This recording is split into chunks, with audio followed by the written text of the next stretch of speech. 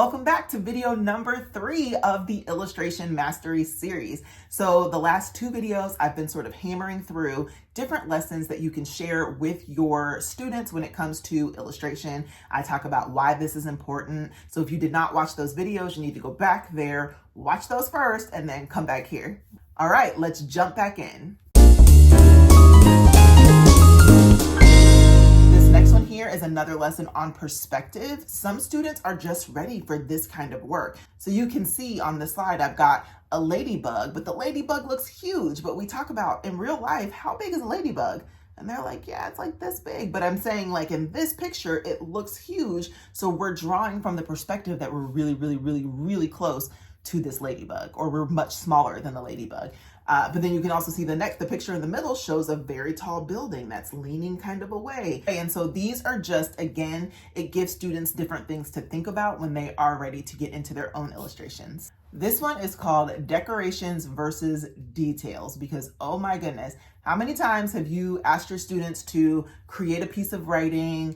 Maybe it's a response to a text, or maybe it's a friendly letter, or maybe, it's a book about animals or something of the sort. And it's just covered in emojis and tornadoes and just all the extra things that they just felt like adding to the paper. And you look at it and you think, oh, okay, that's a lot. So we talk to them about the concept of decorations versus details. When is it appropriate to use decorations? When is it appropriate to add details? And a lot of times they don't understand the difference.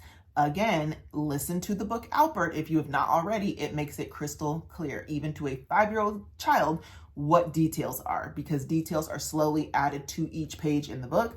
There's no more questions after it. They know, like, oh, details are like the things, when Albert got bananas or a refrigerator, that sort of thing. So if they don't understand that, that's your first stop. Once they understand that, we talk about like decoration. So I'll show them a picture like this and I'm like, oh, there's a school and it looks like it's daytime and that's so great. But why is there a heart emoji there and a kissy face emoji and there's stars everywhere? Are those stars and hearts helping us understand what's happening in this story? And a lot of time the kids are like, no, of course.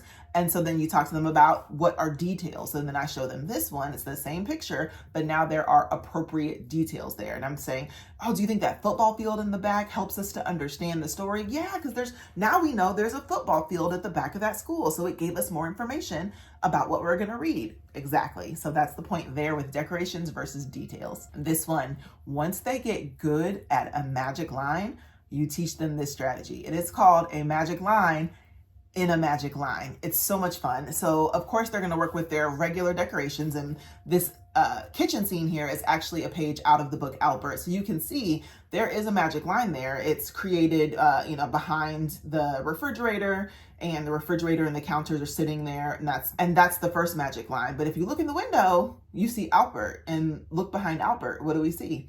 Another magic line. So out of the window, we have to have another magic line, and we can see there's grass. We can see the sky and the sun out there. And so that's a magic line in a magic line. Same here with this one that says drama club. There's a magic line outside of that classroom.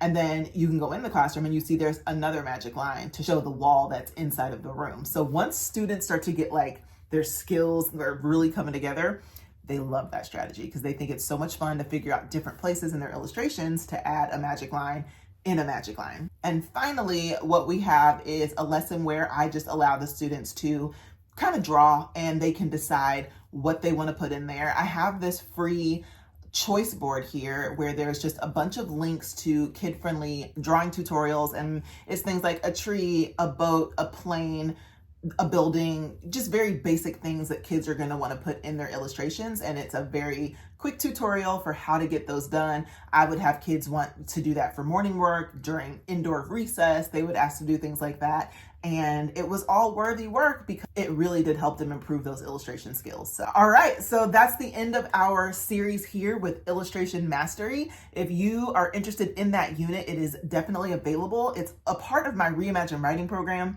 It's like already in there along with literally a million other things that are in there. But if you just want that one particular unit, I will be sure to link that in the description box below so you can take that unit, do it with your student. Watch the quality of their writing just skyrocket because it makes it fun. It makes writing hands-on. It's so much easier to label details in pictures when there's actually solid details in pictures.